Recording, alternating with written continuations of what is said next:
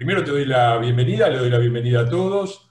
Es un gusto que estén acá y es siempre una alegría que haya mucha gente, tanto en el Zoom como en el streaming que sale por Facebook y por YouTube de este Café con Iglesias, en los cuales la gente demuestra su voluntad de participar del debate, de poner un granito de arena y de aportar a la comprensión de los caminos para ir hacia un país mejor del que tenemos. Así que es un gusto siempre y es un gran estímulo para todos los que hacemos esto, mal o bien, hacemos política lo mejor que podemos. Siempre es un gran estímulo ver que la gente está interesada y comprometida con el país y quiere participar.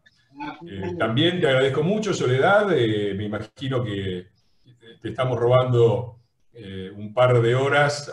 Vamos a tratar de limitarlo a una hora la duración, como hacemos siempre, quizás algún minuto más, pero te estamos robando un tiempo precioso, como todos, para el descanso o para, no sé si, o el estudio o lo que fuera. Así que te agradecemos mucho la presencia y te presentamos. Bueno, no hay mucho que decir. Soledad es la ministra de Educación de la administración del gobierno de la Ciudad de Buenos Aires. Se ha desempeñado, tiene una larga trayectoria que creo que arranca, corregime, con el grupo Sofía, allá por los 90, y que te fue llevando a diferentes lugares, desde las que terminaron en la Secretaría de Educación, y finalmente como ministra.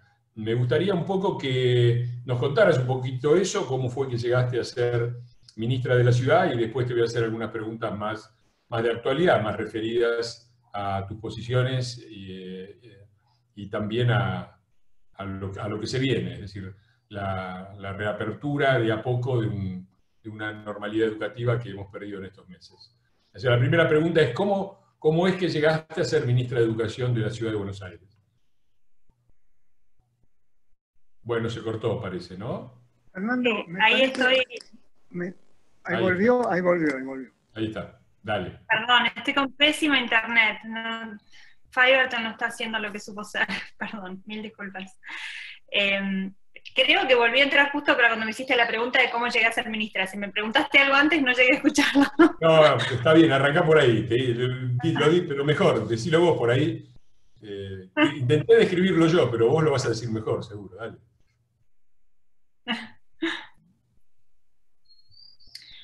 Ay, no sé si esto va a funcionar con esta conectividad así. Si no logro seguir por acá, me conecto desde el teléfono. Quizás es mejor desde el teléfono. Nosotros te escuchamos bien, ¿no? Ah, bueno, perfecto. Bueno, no sé qué contaste entonces de mí, pero básicamente lo más importante de mí es que soy de Bariloche. No soy porteña por elección, soy rionegrina. Me estudiar a Buenos Aires, es Larreta, y empecé a trabajar con él en la Fundación Sofía, en el 97, o sea que trabajo con él hace muchísimos años, y estuve en distintos cargos en la gestión pública junto con él. En el 2001, Mauricio nos convoca para trabajar en el espacio para el armado de los proyectos técnicos de lo que era su fundación Creer y Crecer en ese momento, para su proyecto político, y ahí empecé a hacer, de una participación técnica, pasé a una participación más política. Fui legislador en el 2003, así como medio de casualidad, porque era muy jovencita, porque era parte de los equipos técnicos. Esa elección la perdimos, pero después en el 2007, cuando ganamos la ciudad en el Ejecutivo, empecé a trabajar en el Ministerio de Desarrollo Social con María Eugenia, y con Esteban, que había empezado en el Ministerio a los meses de la licencia de maternidad de María Eugenia, y después en el 2011 Esteban me convocó a trabajar al Ministerio de Educación para hacer toda la parte de políticas socioeducativas. Yo venía a trabajar mucho por políticas sociales, entonces me pidió que armásemos alguna estrategia, así muchos recursos invertidos. A ver, ¿ahora me escuchan bien? Dale, a ver. Decía que en el 2011 empecé a trabajar en las políticas socioeducativas con Esteban, y a partir de ahí estuve 4 años como subsecretaria de políticas socioeducativas, todo lo que tenía que ver con la inclusión y la equidad educativa. Y después en el 2015, yo Yo insisto que también casi de casualidad, porque ganamos la nación y la provincia y se fueron todos, y bueno, me fui quedando y quedé yo en el Ministerio de Educación, y estoy desde el 2015 con Horacio en la gestión a cargo del Ministerio de Educación. O sea, tengo una carrera larga en la gestión pública, en políticas sociales y socioeducativas, y muchos años de trabajo en equipo con Horacio, sobre todo. ¿Qué le dirías a los que dicen que el PRO es contrario a la educación pública y que ha apostado porque la educación sea privada y desconocido el sistema público? ¿Cuál sería tu respuesta? Y mi respuesta sería la realidad. El PRO viene gestionando la ciudad desde el 2007, y en esos últimos 12 años la matrícula pública no cayó, no solo no cayó, sino que fue creciendo en el nivel inicial, se sostuvo en el nivel primario y sí tuvo una leve caída en cantidad de chicos que continúan en la escuela secundaria, pero eso es un problema puro de la secundaria, mientras que en el resto del país la educación sí se privatizó. Durante los años del kirchnerismo, la educación en la provincia de Buenos Aires fundamentalmente, pero en el resto del país lo mismo, fue creciendo a costa de la educación pública, y en la ciudad de Buenos Aires eso no sucedió. Y no sucedió porque se siguió invirtiendo en educación. Cuando Mauricio llegó a la ciudad de Buenos Aires, los chicos y chicas no tenían vacantes para la edad obligatoria, que era la sala de 5, y nosotros empezamos a invertir y a construir jardines para que pueda haber garantizada la matrícula pública en sala de 5, hoy está garantizada en sala de 5, en sala de 4, el 70% de sala de 3, que no es obligatoria, invirtió también en infraestructura. Cuando nosotros llegamos a la ciudad en el 2007, no había gas en las escuelas, y no es una metáfora, era literal, no había gas en las escuelas, y la infraestructura era pésima. Hoy no solamente hay gas, sino que tenemos fibra óptica, tecnología en todas las escuelas, construimos 54 escuelas. Por otro lado, el salario docente estaba absolutamente caído, y nosotros fuimos reconstruyendo el valor del salario de la Ciudad de Buenos Aires, del docente de la Ciudad de Buenos Aires. Siempre quedamos y estamos entre las 3 provincias que mejor le paga a sus docentes. La mitad de las escuelas de la ciudad son jornada completa o jornada extendida. Si no son jornada completa, tienen jornada extendida, y todas las escuelas tienen jornada extendida para los años más críticos, que son los últimos 2 de la primaria y los 2 primeros de la secundaria. Y así te puedo seguir enumerando todas las políticas progresistas que hizo el gobierno de Mauricio en materia educativa. Pero nosotros no somos de hacer relatos, nosotros somos de hacer y de poner en acción la gestión pública y el Estado. Y es verdad que en todos los aspectos sociales siempre corremos por el prejuicio, pero es puramente prejuicio, porque cuando te pones a analizar la inversión del presupuesto en lo social, en las políticas sociales, y lo incluyo lo educativo ahí, te das cuenta que es de los gobiernos que más invierte, y cuando recorres la ciudad te das cuenta por la infraestructura, por la cantidad de docentes que contratamos, por la cantidad de chicos que están en la educación pública. Con lo cual, al que juzga todavía, sin analizar los datos de lo que hicimos, lo invito a que recorran conmigo a las escuelas para que vea cómo invierte el gobierno de nuestro espacio político en educación como prioridad.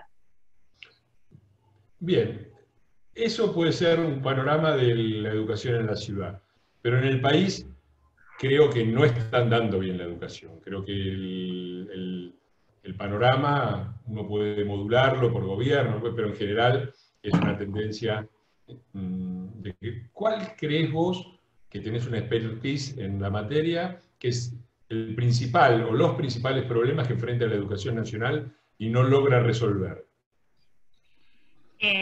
Incluyo a la ciudad dentro de los principales problemas, y el principal problema que tiene es la equidad. Hoy el lugar donde nacen los chicos y chicas sigue siendo el determinante de sus procesos educativos.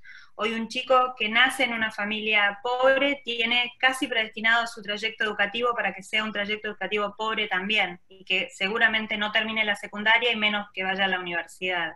Eso en la ciudad todavía no logramos solucionarlo tampoco, porque obviamente no es solo una cuestión de la escuela, aunque la escuela debiera marcar la diferencia, pero es una de las principales problemáticas que tiene la educación de la Argentina, la enorme inequidad de acuerdo al lugar donde nazcan cada uno de los chicos y chicas.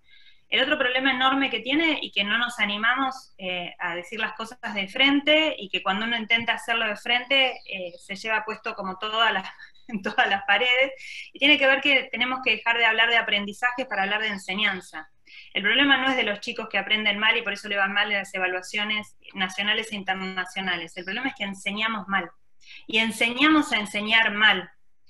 Y que tengamos institutos de formación docente, más de 1.200 institutos en todo el país, que estén vinculados a las intendencias y que dependan del poder político de las intendencias, y que no haya una política centralizada y coherente y exigente de formación docente, no va a hacer que este círculo se corte nunca.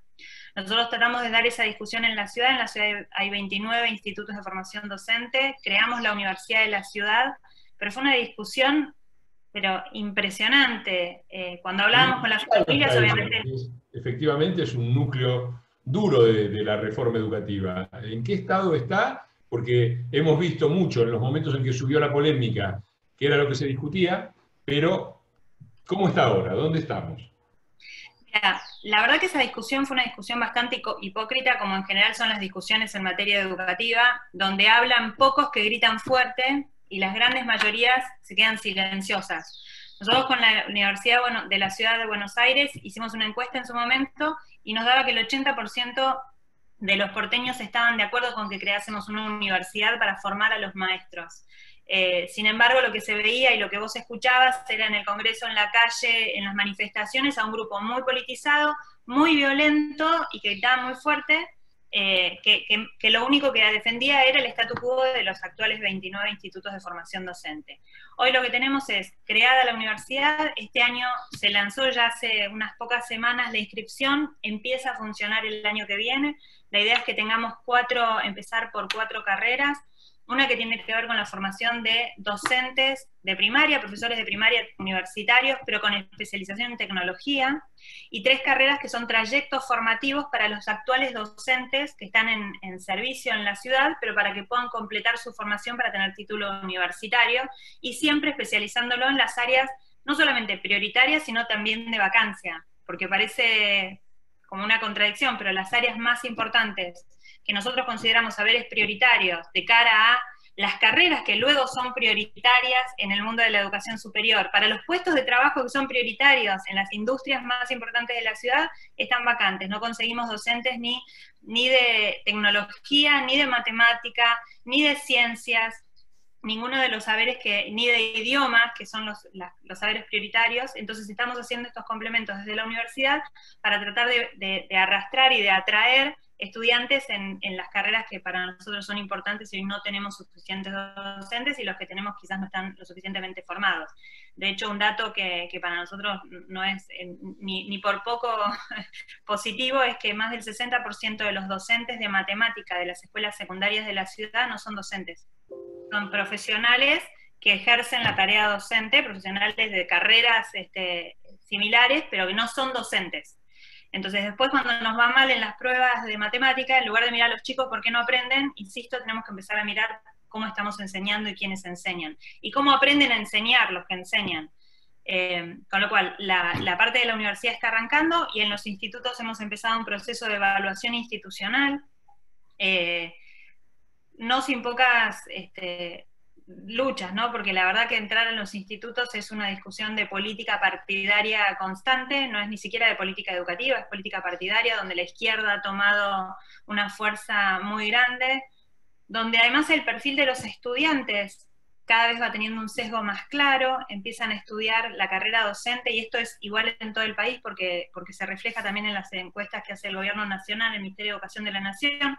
Son personas cada vez más grandes de edad, que eligen la carrera docente como tercera o cuarta opción luego de haber fracasado en otras carreras, y si uno mira por nivel socioeconómico, que no debiera ser como un determinante, pero si uno mira en términos de capital cultural y de experiencias enriquecedoras al momento de aportar para el aula, la verdad que son de los sectores cada vez más bajos socioeconómicos los que eligen estudiar la carrera docente. Entonces eso nos pone para adelante con un desafío enorme de o damos la batalla y damos la discusión, o vamos a seguir arrastrando estos problemas de logro de resultados, sin hablar siquiera, obviamente, Fernando, de lo que pasó este año, ¿no? Sin siquiera tener la pandemia ya estábamos en un panorama como absolutamente preocupante, porque cuando nosotros dimos la discusión en la ciudad por la formación docente, a nivel nacional, la mayoría de mis colegas no quisieron dar la discusión porque no querían pelearse con los intendentes, porque siempre había elecciones de intendencias y no querían pelearse con los intendentes. Entonces no daban la discusión de la formación docente por una cuestión pura y exclusivamente político-partidaria y de poder local. Lindo panorama. Caigamos de la sartén al fuego. La pandemia. ¿Qué pasó? ¿Qué hicieron hasta ahora? ¿Con qué criterios se movieron? ¿Y cómo afectó? Antes de ir después te voy a preguntar cómo sigue. Esa va a ser la última, pero la anteúltima, que es esta, la pregunta es, ¿cuáles fueron los criterios que siguieron para determinar la política educativa durante la pandemia? ¿Qué resultados tuvieron? ¿Sí? ¿Y cómo afectó a los chicos esta cuarentena tan larga? A ver, lo primero, para nosotros no fue tan complejo el pasaje de una instancia a la otra.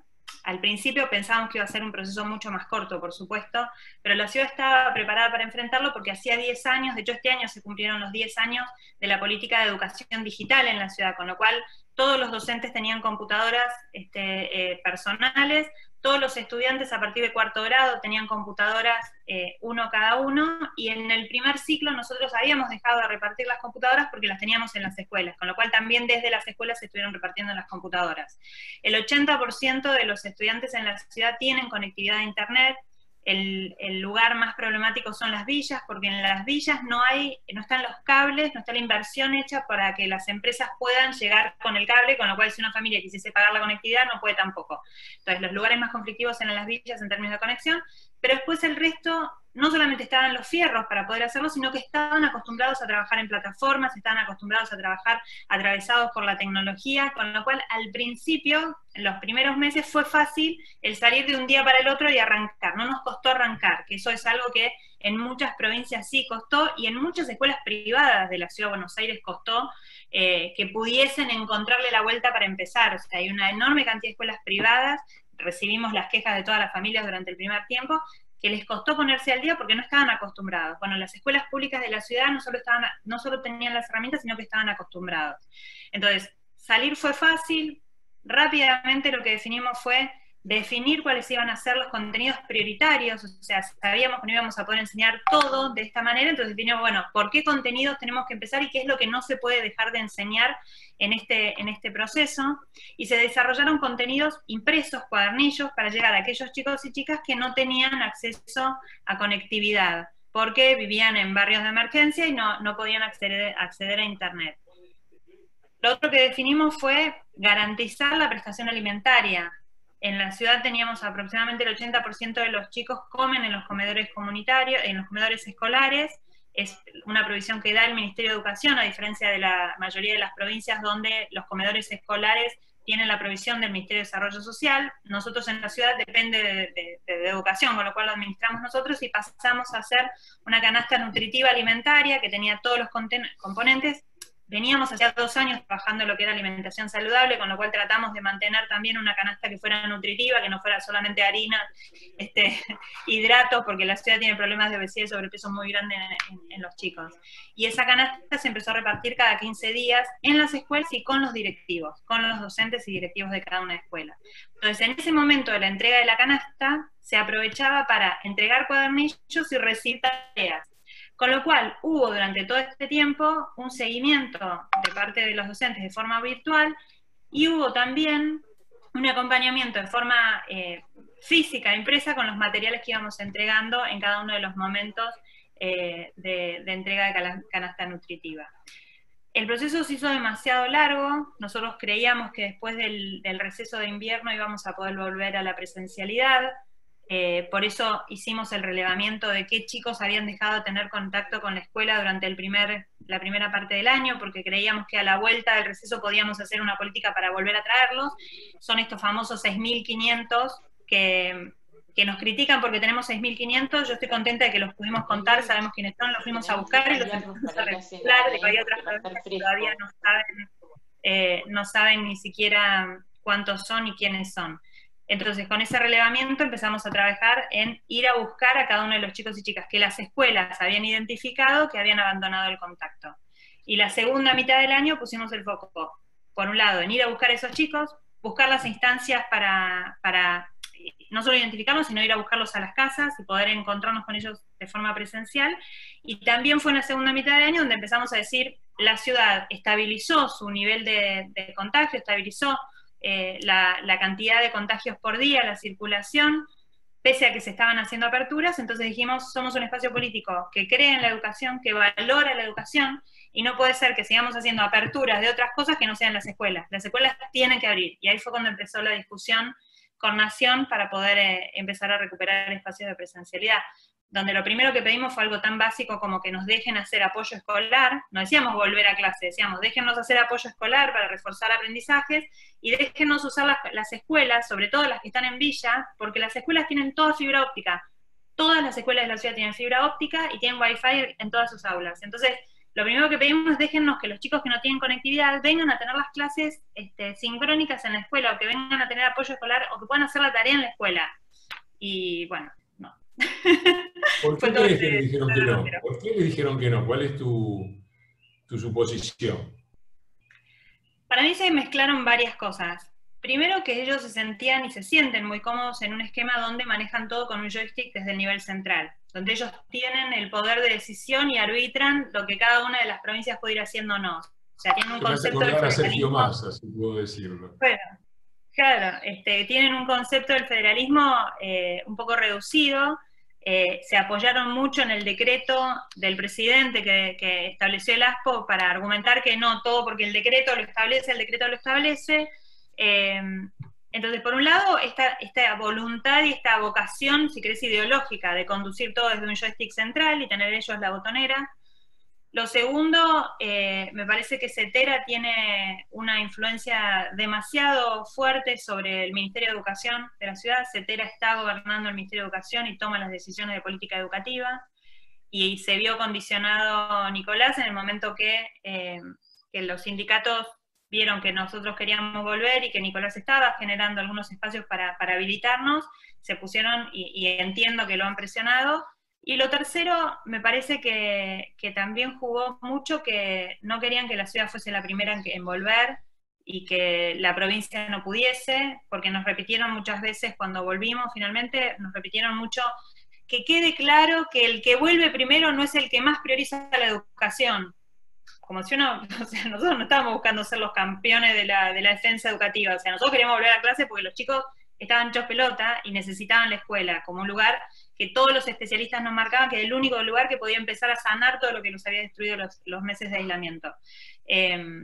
Y me parece que esos tres factores juntos hicieron que fuera todo el tiempo de atrás para adelante, porque de hecho cuando Horacio anuncia la apertura de las escuelas para los espacios digitales era porque lo había arreglado yo con Nicolás. Nicolás había estado en su oficina 2 veces, me había dicho sí, ok, lo anunciamos, Horacio se lo dijo al presidente, lo anuncia, y al otro día empieza a desmentirse Nicolás y a decir que no estaba autorizado, y a ir para atrás. Por eso digo que ahí debe haber habido una presión de CETERA importante. Bueno, última pregunta y después pasamos a las del resto de la sala. La última es, ¿qué va a pasar el lunes y cómo sigue esta historia? El lunes lo que va a pasar es que las escuelas van a poder empezar a proponerle a las familias distintos espacios de presencialidad para todos los chicos de todas las edades. Hasta acá solamente podían volver los que estaban en el último grado de la primaria, o en el último de la secundaria, o en el último del jardín. Luego habilitamos para que vayan los más chiquitos, los de primer grado y los de primer año, porque habían sido los que menos autonomía habían tenido y necesitaban el refuerzo de la escuela. Y ahora habilitamos a que puedan volver todos. Entonces las escuelas tienen que hacer las propuestas, porque como es con protocolos todavía súper estrictos, de grupos burbuja, como les decimos nosotros, de hasta 10 chicos, las escuelas tienen que armar la logística para que se puedan hacer todas las divisiones con espacios de presencialidad. Ya teníamos un montón de escuelas que nos lo estaban pidiendo, sobre todo de gestión privada, y en gestión pública estamos ya organizando para que se pueda hacer.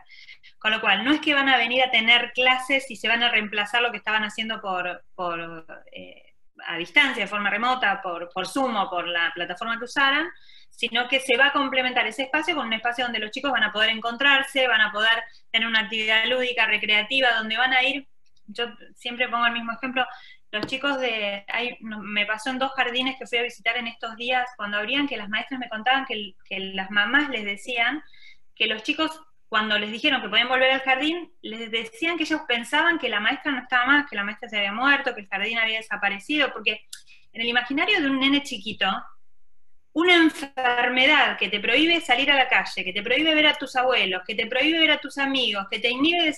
O sea, todo eso se construye dependiendo cada familia, cómo lo puede explicar, cómo lo puede acompañar, cómo puede contener. En la cabecita de los chicos es cualquier cosa.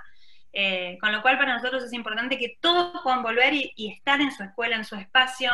Como me decía Lili, la directora de una escuela, en la semana pasada que fuimos con Horacio a ver el inicio del primer grado, me decía, yo hablé con las familias y les expliqué claramente, los chicos en el único lugar donde no están es en la escuela, porque después están en las plazas, en la calle, en los bares, en los negocios con sus madres, con lo cual a la escuela tienen que volver. Así que eso es lo que estamos esperando que pase a partir del lunes y hasta el 16 de diciembre que cierre el ciclo lectivo. Muy bien. Entonces, no, si entendí bien, no es una vuelta a clases regular, sino crear un espacio de socialización, mantener los programas que se vienen haciendo y dividir todo en burbujas de 10 que garanticen que si hay un episodio se pueda hacer un aislamiento rápido para evitar la propagación. Exacto. Bien. Bueno, yo ya pregunté bastante, democratizamos la tarea haciendo la habitual recomendación de que sea una pregunta, que se haga con brevedad y con respeto, y el que maneja todo es Diego. Adelante, Diego.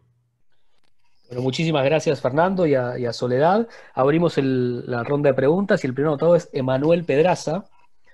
Le pedimos a Emanuel. Ahí está. Acá estoy. Adelante, Manuel. Acá estoy. Arranco, me puse un timer, 1 minuto. Acostumbrado a trabajar de esto. Soy Scrum Master y trabajo en tecnología, así que para mí el trabajo remoto es mi día. Trabajo con India, Polonia, Argentina, Colombia y Estados Unidos. Para mí fue fácil. De hecho, me contacté con las maestras del colegio, un colegio privado, les conté las herramientas que habían y demás, y en 2 semanas el colegio se puso la 10 y ya estaban teniendo clases los chicos, aunque sea de 1 hora y media. Eso me hizo notar que hay un choque cultural muy grande, porque hay como una inercia en que la reunión de padres tiene que ser en el colegio, no importa el horario del padre, si tiene una reunión con un manager de UK que solamente puede dar mañana. Hay un choque cultural y justamente viene por ahí mi pregunta. ¿Cómo hacemos para que esta nueva normalidad se vuelva una oportunidad para que el equipo o la industria educativa se vuelva acepte o quiera incorporar estas nuevas tecnologías y modalidades? Porque de golpe puedo invitar a una persona en otro país que viene a hablar sobre un tema en particular y me parece y aportar algo. Esa es una cosa. ¿Cómo podemos hacer para aprovechar esto? Y chino mandarín. Yo estudié 6 años, pero sé que hay un solo colegio en Capital que lo da. Una de las docentes fue mi profesora. Si hay planes de incorporar eso como opción, como antes era francés y inglés, y bueno, nada, no me quiero extender mucho. Gracias. Bueno, gracias, Emanuel, por las preguntas. Te cuento que nosotros desde el primer momento que se declaró la pandemia, que se estableció la virtualidad y se quitó la presencialidad, nosotros tomamos la decisión de vivir esta crisis como una oportunidad. O sea, nuestro equipo decidió tomar esta crisis como una oportunidad.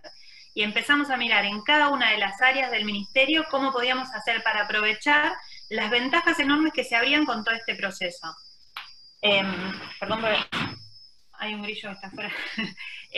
Y en ese sentido empezamos a encontrar tanto en lo que eran procesos internos, procesos que teníamos con los sindicatos, que teníamos la oportunidad de acelerarlo, porque bueno, la pandemia, y si no volvíamos virtual, por ejemplo, los concursos y la toma de cargos no la transformábamos en virtual, los docentes no iban a poder asumir y no iban a poder darse las licencias. Con lo cual algo que veníamos preparando, pero que sabíamos que nos iba a llevar meses o años de discusión con el sindicato, de un día para el otro tuvieron que aceptarlo y pudimos hacerlo. Y como eso, un montón de cuestiones administrativas internas del ministerio.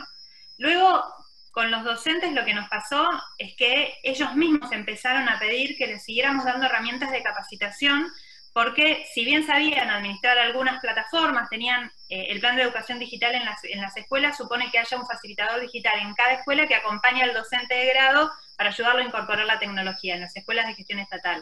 Entonces, siempre se terminaron apoyando mucho en el bastón del facilitador digital y no incorporaban tanto. Ahora nos empezaron a pedir ellos mucha capacitación, virtualizamos el 100% de la capacitación e hicimos una serie de cursos autoasistidos que nos sorprendió la cantidad de docentes que los tomaron. Y por otro lado, lo otro que pasó interesante es que como la escuela entró a la casa y a la mesa de todas las familias, las mamás y los papás también empezaron a ver qué pasaba en la escuela, cómo aprendían sus hijos, qué enseñaban los docentes, qué contenidos y con qué estrategias. Y eso, que para nosotros puede ser un desafío, también es una ventaja porque nos ayuda desde el momento del control cruzado para que nos ayuden. A nosotros nos sirve que nos exijan. Y las familias presentes hacen que nos exijan más. Y lo otro que para mí es algo que vino para quedarse y es buenísimo, es la autonomía que ganaron los chicos. Los chicos tuvieron que aprender a estudiar solos, a organizarse solos, a administrar su tiempo solos. Y eso ya está, vino, lo adquirieron, es una capacidad que desarrollaron, con lo cual difícilmente el año que viene, cuando volvamos a clases presenciales, el docente pueda volver a una lógica tradicional de ponerlos en fila, uno mirándole la nuca al compañero, dando contenidos de forma de clase magistral, porque ahora los chicos ya aprendieron que se puede estudiar de otra manera, se sintieron mucho más convocados, involucrados, aprendiendo de otra manera, y entonces van a ser los propios chicos y las familias los que interpelen a los docentes todo el tiempo para enseñar de otra forma.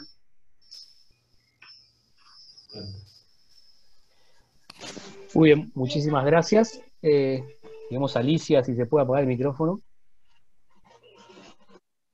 El siguiente turno es para Graciela Vergel. Caballo y todo. Graciela. Sí, mi audio. Hola, ¿qué tal? ¿Cómo les va? Buenas tardes, Soledad. ¿Cómo estás, Fernando? Bueno, la cuestión, mira, yo soy psicoanalista. Y me parece que hay un problema, y el psicoanalista trabaja sobre lo que ya pasó. En esta ocasión hay que trabajar como psicólogo, porque nuestro título es psicólogo además.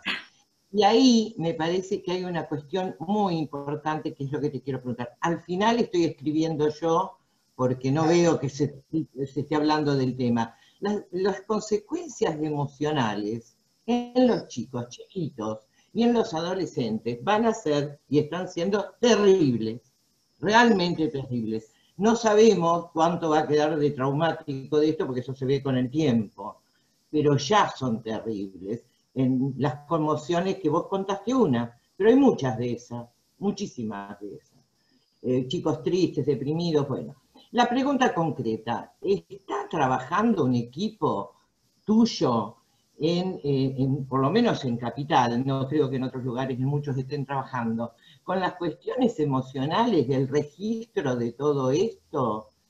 Porque eso, además tenés que agregarle que los padres están mal, los padres se tuvieron que hacer cargo de todo. Algunos se quedaron sin trabajo, están deprimidos, no saben cuánto, bueno, de todo. ¿Para qué vamos a abundar? Pero la pregunta concreta es esa, Soledad, y felicitaciones. Muchas gracias. Gracias por la pregunta. La verdad que el efecto sobre la parte emocional, sobre el sujeto social de cada uno de los chicos fue lo que más nos motivó a insistir tanto con la vuelta a la presencialidad. Yo no me canso de repetirlo, a mí no me preocupa tanto lo que no pudieron aprender en términos de contenidos curriculares, sino lo que dejaron de desarrollar por el aislamiento. Y el efecto que, como vos decís, ningún especialista todavía nos supo decir cuál va a ser el resultado final a mediano o largo plazo. Pero la vuelta a la presencialidad es la primera medida que nosotros decidimos que teníamos que tomar para sanar o empezar de a poquito a sanar este aspecto.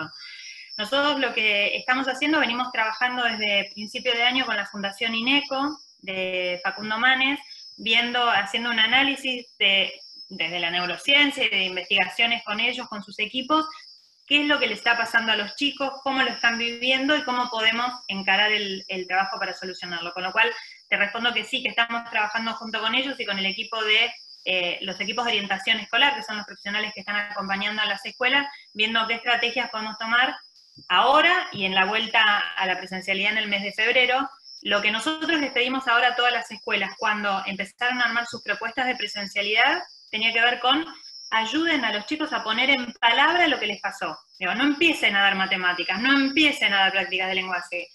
siéntense con los chicos y ayúdenlos a poner en palabra. En general es la escuela la que ayuda a poner en palabra. Muy difícil que en casa podamos ayudar a nuestros hijos a hablar, porque somos las mamás, los papás y los chicos, y sobre todo cuando más grandes o adolescentes, más difícil. Entonces la escuela es el lugar donde ellos pueden empezar a procesar y a entender y decodificar lo que les va pasando en la emocionalidad. Y por eso la escuela tenía que ser este lugar donde hablar y expresar, y la mayoría de las escuelas volvieron con estas estrategias, salvo las escuelas técnicas que los banco a muerte, pero volvieron y los metieron a los talleres enseguida porque les faltaba la práctica lo del último año, pero en general la mayoría de las escuelas empezaron a trabajar la emocionalidad. Muy bien, muchísimas gracias. El siguiente turno es para Romina. Sí, Romina, ahí está, a ver. Bueno, muchas gracias, Diego. Buenas tardes a todos, buenas tardes a la ministra Acuña. Quería primero, antes que nada, agradecerle por tanta insistencia en este tema, hasta que lo tuvieron que aceptar. Bueno, gran parte de lo que yo quería preguntar, usted ya lo respondió antes. Lo que yo quería saber, lo que me queda como duda es preguntar si esto de la presencialidad va a ser todos los días, cómo se va a organizar, cómo van a ser los protocolos para la vuelta, y quería también preguntar, para los que no tenemos preparación, cómo podemos hacer, por ejemplo, yo quiero hacer la carrera de enfermería, y obviamente en un lugar estatal porque no puedo pagar la carrera, y me interesó el hospital Cecilia Grierson, que tiene escuela de enfermería, y hasta lo que leí es por sorteo. Quería preguntar si hay alguna posibilidad de que se pueda modificar esto, si puede ser más abarcativo para los que no tenemos preparación y queremos prepararnos en enfermería. Gracias.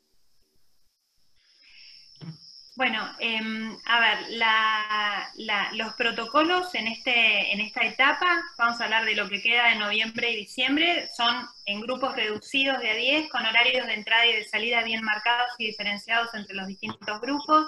Cada vez que se ingresa se les toma la temperatura a todos los chicos, a los docentes se les hace el test, el PCR antes de comenzar las actividades, antes de que vuelvan a la presencialidad.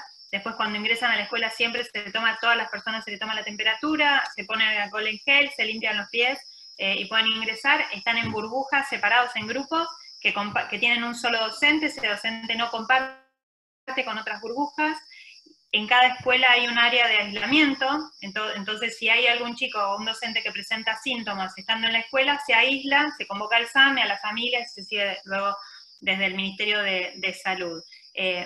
Hemos agregado ahora, para la posibilidad de hacer educación física, tiene que ser exclusivamente al aire libre, y ese docente sí puede compartir varias burbujas, y en el caso de los más chiquitos, de 2, 3 y 4 años, son 2 docentes y 8 chicos en los grupos, y siempre al aire libre, porque en el único caso donde es difícil mantener el distanciamiento y el uso del barbijo, que es obligatorio para todos, es en los más chiquitos. Entonces, en los más chiquitos, la manera de garantizar que haya menos posibilidades de contagio es al aire libre. Entonces, todo lo que es con los más chiquitos es al aire libre.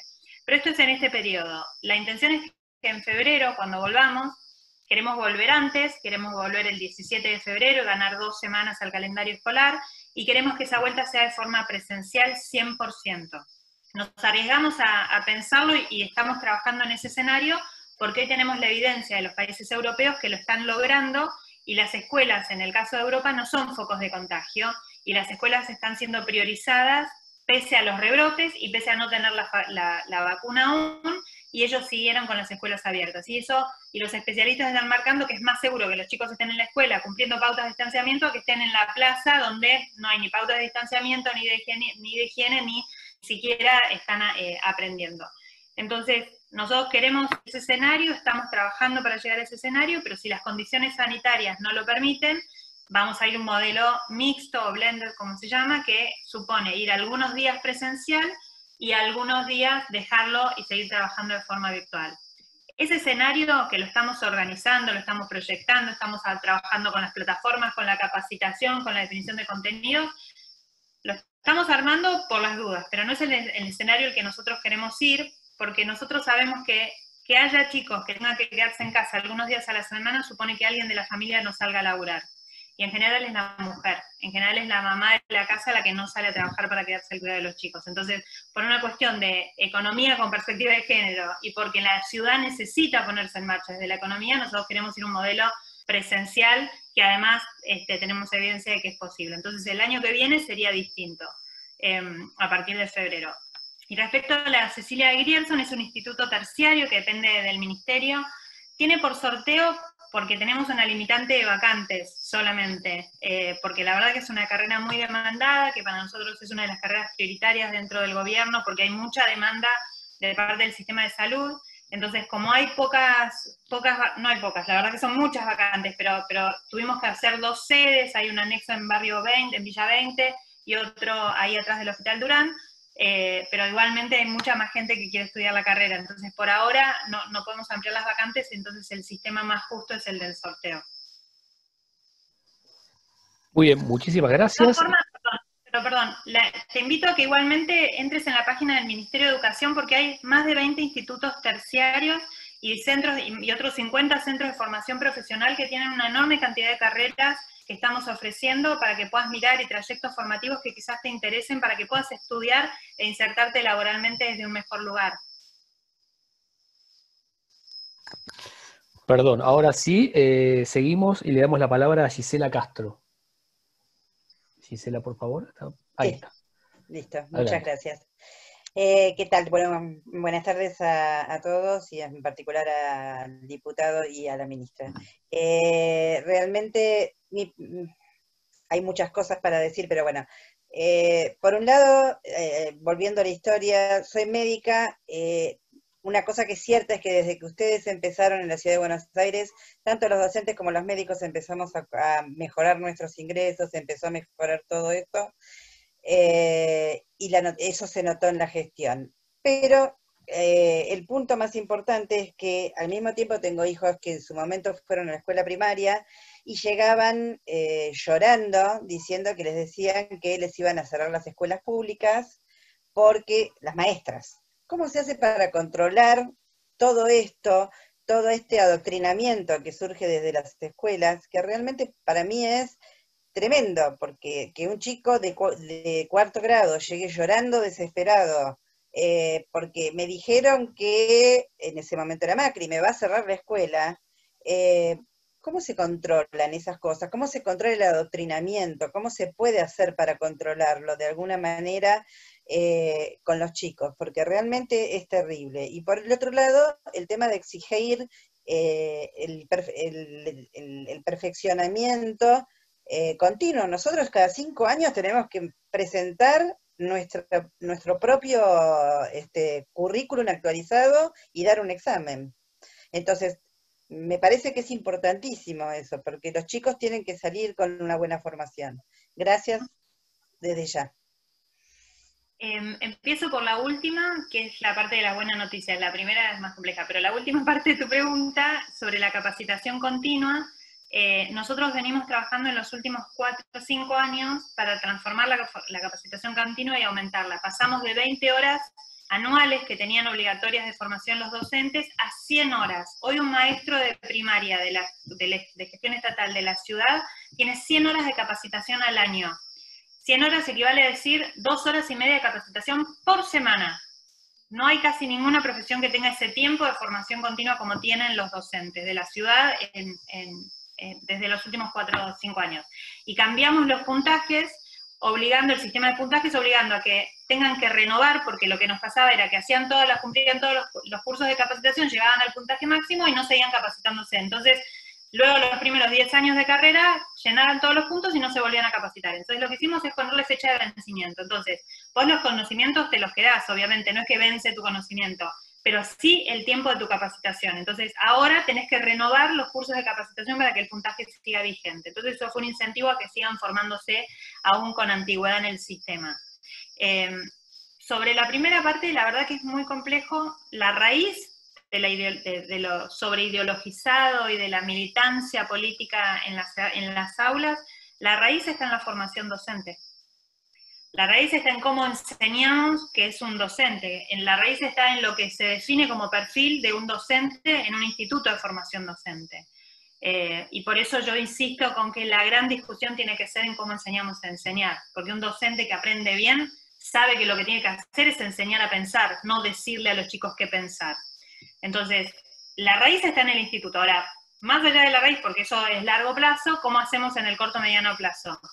Y la única herramienta que hoy tenemos, hasta la pandemia, que como le contaba antes a Emanuel cuando hizo su intervención, la virtualidad lo que nos permitió como oportunidad es que las familias empiecen a mirar lo que pasaba con la educación de sus hijos. Porque hasta este momento, lo que pasaba en el aula cuando el docente cierra la puerta, queda entre los chicos y el docente. Entonces es difícil enterarte qué es lo que efectivamente están haciendo. Entonces, si nosotros no tenemos denuncias concretas de las familias, es muy difícil que podamos intervenir. Y lo que nos pasa siempre es que las familias, y lo entiendo, porque también soy mamá de un niño de primaria, a cuyos docentes le bajan línea política todo el tiempo. Es difícil intervenir porque sos mamá, porque no querés perjudicar a tu hijo, entonces en general nos cuesta que nos hagan las denuncias formales para que nosotros podamos tomar intervención en el aula, porque el problema está en el aula, porque cuando es en un acto del 25 de mayo, si tienen una baja de política, ahí sí nos enteramos e intervenimos, pero lo más grave es lo que pasa en el aula, y si ahí no tenemos la denuncia de las familias es difícil intervenir. Pero en los casos en que los tenemos, intervenimos y trabajamos con la conducción y trabajamos con los docentes. Pero bueno, sí es uno de los grandes problemas y tiene que ver también, hablando de la raíz, con la formación y con el perfil de quienes eligen estudiar, que eligen militar en lugar de hacer docencia. Y ahí yo quería agregar algo, porque fui aludido también en la pregunta. Es poco, claramente, lo que podemos hacer desde un espacio político que quedó en minoría.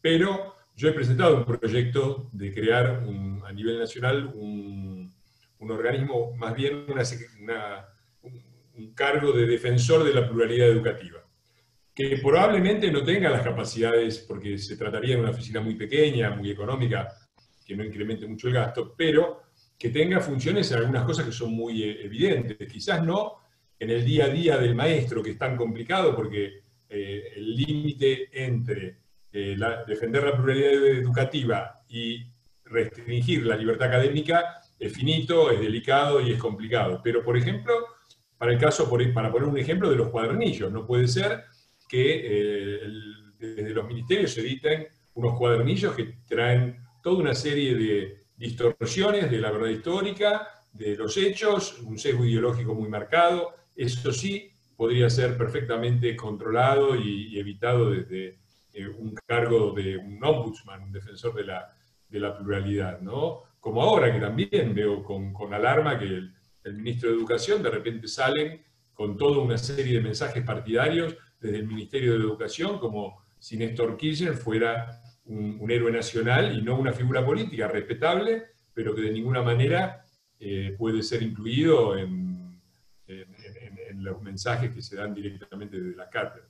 Así que bueno, hay un proyecto, de ahí a que eso se apruebe y entre en funcionamiento, lo dirán un poco el futuro del país y las elecciones y el resto. Muchísimas gracias. Muy bien, muchísimas gracias. Le damos el turno de palabra ahora a Marcelo Socchi. Hola Soledad, muchas gracias. Mi pregunta está muy relacionada con lo que mencionaba Gisela. Yo siempre me eduqué en la escuela pública y mis hijos fueron a la escuela pública. También tuve un incidente similar con una tendencia de adoctrinamiento con la cual le mandé una carta a la maestra para que parara de hacer lo que estaba haciendo. Pero yo creo que esto está muy relacionado con la influencia, el manejo político en el sindicato de maestros. Y yo pregunto si no habría que darle un corte radical al tema de la influencia política del sindicato de maestros sobre la política educativa, porque no veo otra salida. Yo pensaba, y esto es una idea solamente, quería tu opinión, de directamente instalar un sistema de vouchers para que cada padre le pague la ciudad un voucher para que mande sus hijos a una escuela que pueda elegir y de esa forma sacarle el poder político del sindicato sobre los maestros de la escuela pública. Porque yo no veo otra forma de evitar que tipos como Baradel deje de tener la influencia que tienen. Me gustaría tu opinión, gracias. A ver, a mí me parece que hay muchas maneras de limitar la participación, no la participación política en el sindicato, porque bueno, esa es una norma que regula la organización del trabajo, digamos, pero sí de evitar que influyan en las decisiones de política educativa. En primer lugar, es esto que voy a decir que parece una pavada, pero que no es tan obvia, que es que con los sindicatos se discuten condiciones laborales y no política educativa. Algo que parece tan obvio no sucede, porque el primer día que yo me senté en el ministerio tuve esa postura y los sindicatos me dijeron, no, nena, no entendiste, con nosotros discutís el qué, el cómo, el cuándo, el dónde, y ese fue nuestro primer enfrentamiento, pues yo no les pido permiso, podemos consultarlos como consultamos a la comunidad educativa para tener una visión mucho más participativa, mucho más integral, pero no le pedimos permiso. Yo no le pregunto al sindicato si está de acuerdo con que hay que volver a la presencialidad, si está de acuerdo con que hay que aumentar la cantidad de horas que los chicos aprenden matemática, o sea, no les pregunto, yo con ellos discuto condiciones laborales. Y esa definición no es poco, porque hoy lo que está pasando a nivel nacional es que las decisiones de política educativa se toman con el sindicato. De hecho, cada vez que tenemos una reunión del Consejo Federal, está sentado Baradel. Y no sé por qué yo tengo que sentarme con Baradel, que no es par nuestro y no están en la ley ni en ninguna normativa que tienen que estar sentados. Pero ejercen un rol y ejercen presión y condicionan también a los colegas que quizás no tienen tanto respaldo como para tomar decisiones independientes. Ahora, también hay un montón de normas propias de los ministerios que se pueden ir manejando. Yo estoy convencida que la carrera docente hay que modificarla, el estatuto docente hay que modificarlo, hay que hacer que sea una carrera de desarrollo profesional, no una ley que regula casi la grilla horaria de las escuelas, porque si hoy vas al día a día de las escuelas, te vas y hablas con una directora, te vas a dar cuenta que toman más decisiones en función del estatuto que en función de las cuestiones que les bajas de política educativa porque le tienen miedo al sindicato. Pero se trata de, con el tiempo, ir mostrando quién conduce, quién toma las decisiones, cuáles son las consecuencias de no acompañar una decisión de política educativa, qué lugar ocupa el sindicato, de darle respaldo a las directoras que hacen las cosas bien y darle respaldo aún frente al sindicato, de ponerse siempre al lado del docente. Me parece que se puede ir construyendo en el día a día una lógica de funcionamiento distinto. De hecho, lo que estamos hablando de la participación política es más una participación político-partidaria que sindical. Como contaba, en los institutos de formación docente los sindicatos no tenían nada para decir, eran los partidos políticos de izquierda los que estaban movilizando la oposición fuerte en la universidad. Los sindicatos ni aparecían, no tenían ni silla en los consejos de conducción de los institutos. Y en la ciudad hoy los sindicatos, nos sentamos en la mesa paritaria, pero no discutimos con ellos nada más que eso. O sea, mesa paritaria y condiciones de trabajo, condiciones laborales. Hay 2 mesas permanentes en las que nos sentamos, los salariales y las condiciones laborales. El resto conversamos, ahora no tomamos decisiones con ellos. Me parece que eso en el día a día las escuelas lo sienten y se sienten respaldadas, porque los ayudamos a que puedan gobernar y sus instituciones. Pero insisto que hay otras normas, como el estatuto docente, que hay que modificar para que pueda haber, por ejemplo, instancias de formación diferentes, que pueda haber sistemas de concurso distintos, con jurados distintos, donde uno puede elegir hacer carrera como docente sin tener que salir del aula, porque la única manera de crecimiento profesional para un maestro es salir del aula. La única manera de ganar más plata es accediendo a un cargo de conducción. Entonces hay que generar otro tipo de incentivos para el desarrollo profesional y eso supone cambiar el estatuto. Pero cambiar el estatuto también supone un consenso y una discusión social más fuerte, porque si no, pasa como pasa siempre, que es la ministra contra los sindicatos, y mi nombre me acompaña siempre en soledad, pero digo, en este tipo de cambios hace falta discusiones y consensos de la sociedad, no con los sindicatos, sino de la sociedad y de las familias que acompañan estos procesos de transformación, porque si no el guardapolvo blanco en la calle paga, y a veces es difícil hacer entender cuáles son las políticas de fondo atrás de una decisión, porque uno se queda con el discurso del maestro pidiendo en la calle. Entonces, pero creo que se puede. Es básicamente una cuestión de decisión política y después el cambio de algunas normas. Muy bien, muchísimas gracias. El siguiente turno es para Fabio D'Alessandro. Fabio.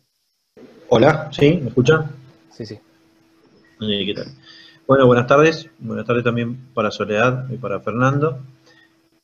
Bueno, la pregunta mía es básicamente sobre la educación secundaria. Yo soy docente, pero universitario. Fui docente también mucho tiempo en biología, en la Facultad de Farmacia y Bioquímica, soy bioquímico. Y vi durante muchos años, fui docente, fui también del preuniversitario, y acá en Mendoza, soy de Mendoza. Y vi cómo de a poco la educación secundaria se fue deteriorando, hasta llegar a que los alumnos de primer año no comprendían lo que estudiaban. O sea, cuando nosotros teníamos exámenes en primer año, biología era lo que todo alumno de bioquímica quería cursar o rendir. Y cada vez teníamos menos alumnos y menos aprobando, muchos aplazados. Nosotros teníamos una paciencia impresionante en las mesas, pero igual fracasaban. En las reuniones y en los consensos que hubo en la universidad, se llegó a la conclusión de que la educación secundaria era cada vez peor. Yo dejé de dar clases en primer año, doy clases en los últimos años, pero creo que eso sí les cuesta mucho. Y yo creo, no sé si la pregunta sería si hay políticas, o vos ves, Soledad, si hay políticas a nivel nacional que mejoren la educación secundaria, es decir, para que los chicos lleguen mejor preparados a la universidad, y no es aprobar por aprobar y que en la universidad se peguen un palazo. Esa es la pregunta. Gracias por la pregunta. Sí, hubo en el gobierno de Mauricio, mientras estuvo Esteban y después Alejandro como ministros de Educación, una política de transformación de la escuela secundaria que se llamaba Secundaria 2020, que nosotros en la ciudad la llamamos Secundaria del Futuro, que entiendo a nivel nacional lo discontinuaron. Nosotros lo hicimos autónomamente, con lo cual no sé si lo siguieron haciendo porque nosotros con Nación no dependemos de Nación para hacerlo, pero tiene que ver con cambiar la forma de enseñar, buscar estrategias distintas para que sea algo interesante para los chicos, pero además que lo que aprendan sirva para el día de mañana poder elegir lo que quieran ser. Y esas distintas formas de enseñar tienen que ver con trabajar por proyectos, dejar de trabajar por materias segmentadas y empezar a trabajar con proyectos interariales, vinculando las distintas áreas y los campos de conocimiento. Tiene que ver con empezar a enseñar a partir de la resolución de problemas, a partir de preguntas. Tiene que ver con no tener al docente frente como protagonista, sino ser un disparador de procesos y provocar en los chicos la necesidad de buscar y de aprender. Nosotros lo tenemos implementado en más de 60 escuelas ya, empezamos en primer año y ya estamos avanzando por el tercer año de las primeras escuelas que empezaron, y a fines del año que viene terminamos de implementarlo en el 100% de las escuelas secundarias. Es un cambio en la cabeza de los docentes, supone incorporar además tutores que vayan ayudando a los chicos en su proceso de aprendizaje, supone procesos de autoevaluación también para los estudiantes, definiendo cuáles son las áreas en las que les va mejor según su mirada y cuáles son las capacidades que necesitan desarrollar. Tiene un foco muy fuerte en la enseñanza por capacidades, y la verdad que a nosotros nos está dando mucho resultado. De hecho, ahora en la pandemia, las escuelas que mejor avanzaron fueron las escuelas que tenían Secundaria del Futuro, y lo interesante es que nosotros lo vamos implementando por etapas y consecutivamente en las escuelas. No empezamos por todas las a la vez, sino que empezamos por 19, después 25 más, después otras 25, y lo hacemos en primer año, después pasan a segundo y así. Entonces, las primeras que empezaron están ahora en tercer año. Ahora, en las 60 y pico escuelas que tenían Secundaria del Futuro, todos los docentes de esas escuelas durante la pandemia trabajaron con esta metodología, porque se dieron cuenta que era más fácil por proyectos, que los chicos se enganchaban más, que podían enseñar mejor su asignatura si se asociaban con un colega de otra materia para transformarlo en algo diferente, y la verdad que funcionó, es muy interesante. Ahora, para volver a lo que digo siempre de lo difícil que es hacer transformaciones en un sistema tan estructurado, tan difícil de mover como es el educativo, cuando empezamos con el proyecto de Secundaria del Futuro, nos tomaron 50 escuelas. Y nos tomaron 50 escuelas porque nosotros hablábamos de que en el último año tenía que haber prácticas profesionalizantes, porque queremos vincular el mundo de la educación con el mundo del trabajo. Entonces las 50 escuelas de la Progresía Porteña se tomaron. Obviamente, todas las escuelas secundarias de la zona sur nos pedían que por favor nos saquemos las prácticas profesionalizantes y que las ampliemos. Ahora, las de la zona centro de la ciudad se tomaron. Y había mucho respaldo a la toma por parte de un montón de actores de la política. Porque es muy difícil cambiar el sistema educativo. Por eso es importante que las reformas tengan un proceso, y fuimos aprendiendo obviamente, pero que tengan un proceso de consenso más amplio. Ahora, en términos de transformaciones, esta modalidad de secundaria del futuro, que se llamó Secundaria 2020 en Nación, la verdad que es una experiencia que nos está dando muy buenos resultados en términos de promoción y en términos de abandono. O sea, los chicos están dejando menos la escuela y están repitiendo menos la escuela, con lo cual están promocionando más, con lo cual hasta acá estamos teniendo resultados muy positivos. Tiene muy pocos años, pues tiene 4 años, 3 años la experiencia, 3 años porque vamos en tercer año, pero la verdad que es muy interesante. Muy bien. Un turno más de preguntas para Gabriel Marey. Gabriel, ahí está. Hola, ¿qué tal? Un gusto, gracias Fernando, gracias Soledad. Bueno, yo soy, justamente están hablando de los institutos de formación docente, yo soy un profe de los institutos de formación docente, además soy facilitador tecnológico digital. Mira, la pregunta concreta tiene que ver con esto, Sole. La cuestión de las prácticas docentes, ¿cómo se va a resolver? Porque me parece que eso es algo que está justamente, es como una especie de cuello de botella, necesitamos más docentes, y casualmente no se puede hacer prácticas por esta cuestión de las burbujas. No sé si van teniendo algunas ideas respecto de eso, si se pueden hacer vía Zoom o armar algún tipo de protocolo para poder validar, porque tengo alumnos de últimos años que no pueden salir justamente en el profesorado de educación tecnológica, mira. Y por otro lado, otras cuestiones que tienen que ver con, ustedes hablan a veces de los sindicatos, pero también a mí me parece que hay una cuestión con las juntas docentes, donde ahí operan personas de los sindicatos y, por ejemplo, tenemos cosas que chicos que egresan de un colegio secundario, que puede ser muy piola, como es el FADER, tienen la misma validación de títulos de gente que hizo todo un instituto de formación docente y se recibió de profesor de educación tecnológica. ¿Por qué todas esas cosas no se pueden terminar de pulir? Esas dos cosas son como muy puntuales y bueno, te agradezco por tu mirada y tu franqueza siempre. Gracias. A ver, dos cosas. Las prácticas docentes, Nación habilitó que se puedan hacer virtuales, pero la verdad que los institutos no quieren hacerlas virtuales y yo coincido, porque no es lo mismo. O sea, lo interesante de la práctica es la experiencia dentro del aula, con la familia, con los chicos y con colegas, con lo cual la virtualidad en este caso me parece que no suma, pero se habilitó el protocolo para hacerlas de forma virtual. Lo que nosotros estamos analizando es viste que nosotros en la ciudad decidimos que va a haber evaluaciones. En diciembre se va a evaluar y se va a calificar. Y en función de lo que puedan los chicos acreditar de sus conocimientos, van a tener que participar o no de instancias alternativas de aprendizaje, como espacios nuevos, oportunidades nuevas para aprender. Una de ellas es la escuela de verano, que va a funcionar durante el mes de enero. Entonces, una de las alternativas que estamos manejando y que estamos proponiendo es que sean los docentes que acompañen los estudiantes que tienen que hacer los últimos años de práctica, que puedan hacerlo acompañando docentes con títulos ya recibidos, pero en la escuela de verano. Entonces, algunos grupos quizás podemos reasignar ahí.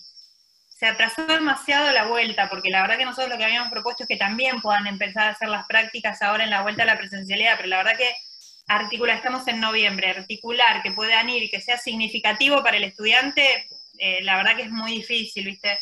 Entonces eso está complicado. Y además los institutos de formación ya cierran ahora, el cronograma, viste, es más como universitario y ya estás como fuera de foco. Sí. Y lo otro que me preguntaste, me habías hecho otra pregunta de los, ya me acordé, de las juntas.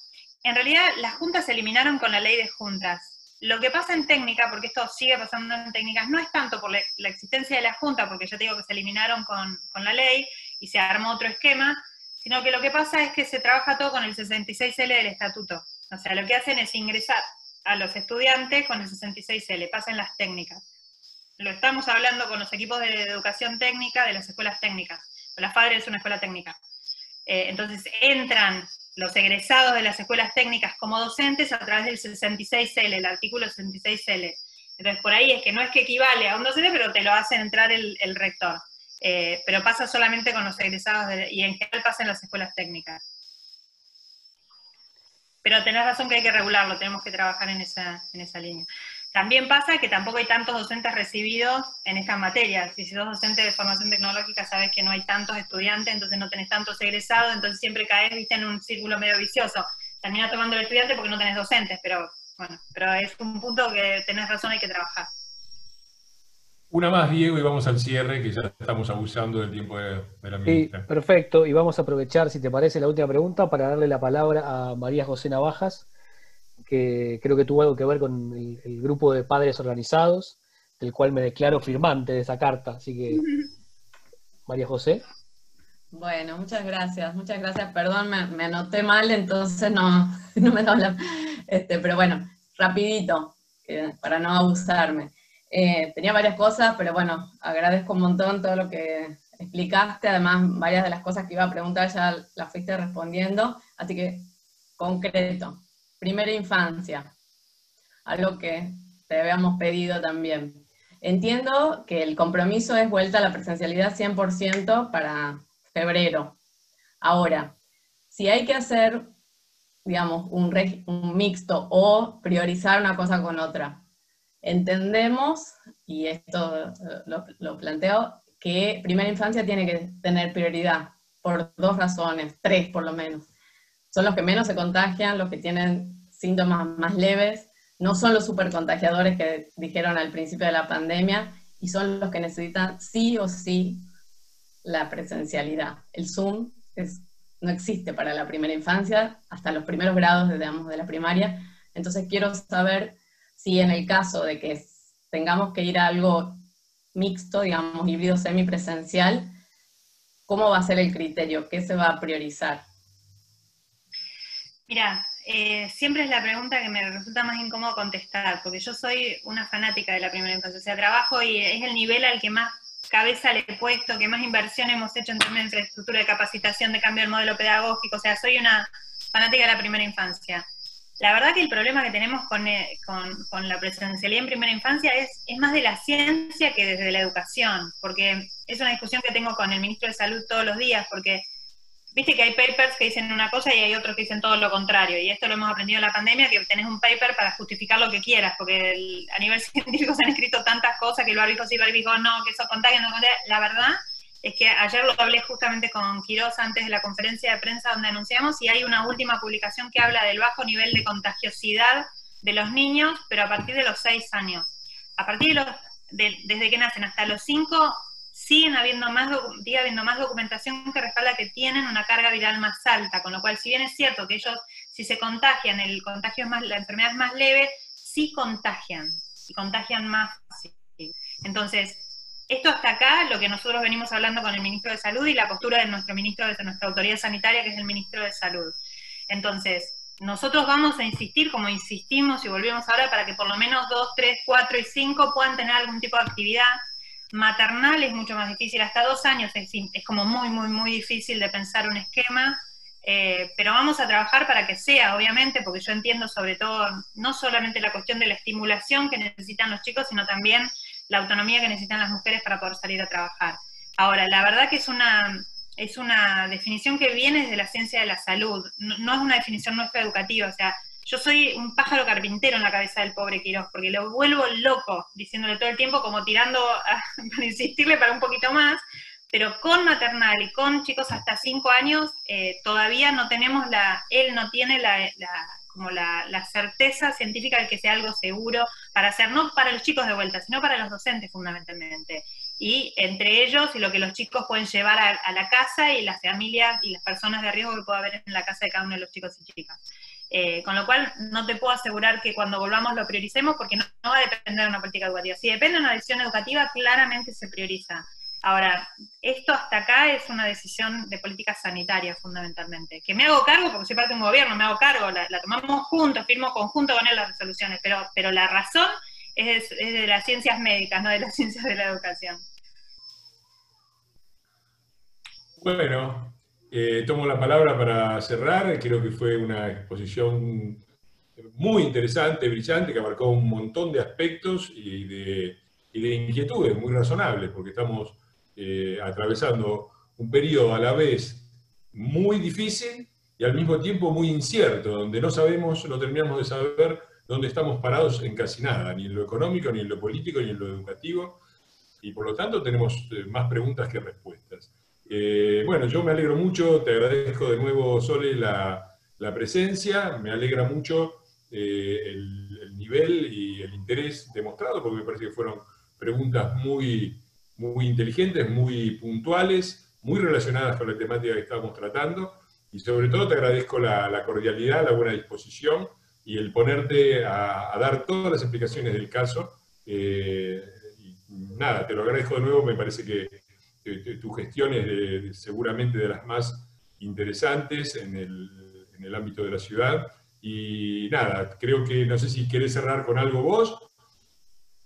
No, primero agradecerles yo a ustedes el tiempo que le dedican a la educación. En general, los que trabajamos en las áreas educativas nos sentimos bastante solos al momento de tomar decisiones, porque si bien tenemos una sociedad que suele decir que le importa la educación y hablar de las prioridades sobre la educación, al momento de hacer por la educación son pocos los que se movilizan. Y a veces hacer es tomar la palabra nada más, y levantar la voz para defender una posición o reclamar una posición. Entonces yo les agradezco a ustedes el tiempo que le dedicaron de un sábado a la tarde a hablar algo de educación, les agradezco porque eso no solamente me hace sentir más acompañada y respaldada para lo que hago, sino que habla de que tenemos como sociedad todavía esperanzas de que podemos seguir trabajando para salir adelante. Y lo que les voy a pedir es al revés, ahora yo les pido a ustedes que sigan con este interés explicitándolo en acciones, porque todavía falta un montón, y porque el año que viene todavía está lejos, porque no veo que haya voluntad por parte del sistema de política educativa nacional de volver, de presencialidad, de poner la educación como prioridad, sino siguen hablando de cuidado de la salud desde el área de educación, que obviamente uno se preocupa por la salud, pero mi obligación es preocuparme por la educación. Entonces les pido que mantengan activa esta militancia a favor de la educación, porque es militar por la República, es militar por un país que se desarrolle, ahora en pandemia y después de la pandemia también, porque lo único que nos va a sacar de todo esto, con la crisis en la que nos estamos hundiendo, lo único que nos va a salvar es la educación.